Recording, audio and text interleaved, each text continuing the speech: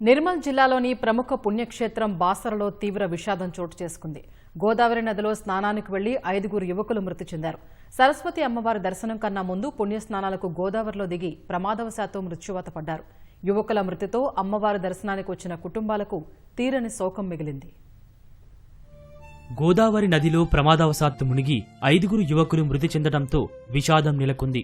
అమ్మవారి దర్శనం కోసం బాసర వెళ్లిన హైదరాబాద్కు చెందిన 3 కుటుంబాలు గోదావరిలో పుణ్యస్నానాలు చేస్తుండగా ఈ ఘటన చోటు చేసుకుంది. రాజస్థాన్కు చెందిన 3 కుటుంబాలు హైదరాబాద్లోని చింతల్, కాచిగూడ ప్రాంతాల్లో స్థిరపడ్డారు. ఈ క్రమంలో ఆయా కుటుంబాలకు చెందిన 18 మంది బాసర క్షేత్రానికి వెళ్లారు. అమ్మవారి దర్శనం కన్నా ముందు నదిలో స్నానాల కోసం గోదావరికి వెళ్లారు. 5 యువకులు గోదావరిలో తేలిన ఇసుక మేటల వద్దకు చేరుకుని స్నానాల కోసం నదిలోకి దిగారు. ఆ ప్రాంతంలో నీటిలోతు తెలియక అందులో మునిగి మృత్యువాత పడ్డారు. 5 యువకులు 20 ఏళ్లలోపు ఉన్న మదన్, వినోద్, రూతిక్, రాకేష్, భరత్ గా పోలీసులు గుర్తించారు.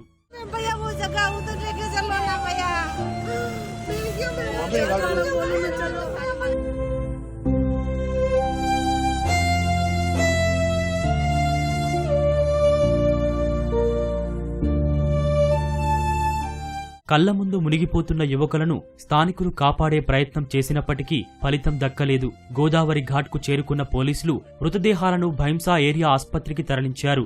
ప్రేమ్ రాథోడ్ అనే వ్యక్తి, 3 కుమారులు మృత్యువాత పడ్డారు. యువకుల మృతితో కుటుంబ సభ్యులు కన్నీరు మున్నీరుగా విలపిస్తున్నారు.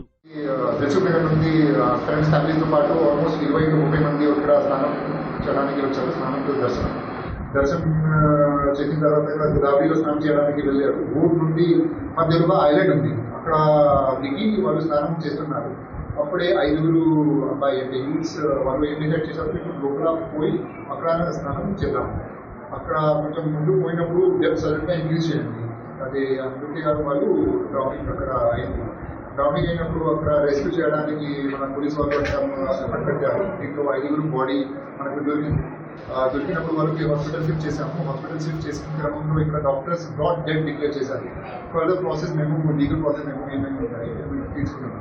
వరుస ప్రమాదాల నేపథ్యంలో గోదావరి ఘాట్ వద్ద రక్షణ చర్యలు పెంచాలని స్థానికులు కోరుతున్నారు.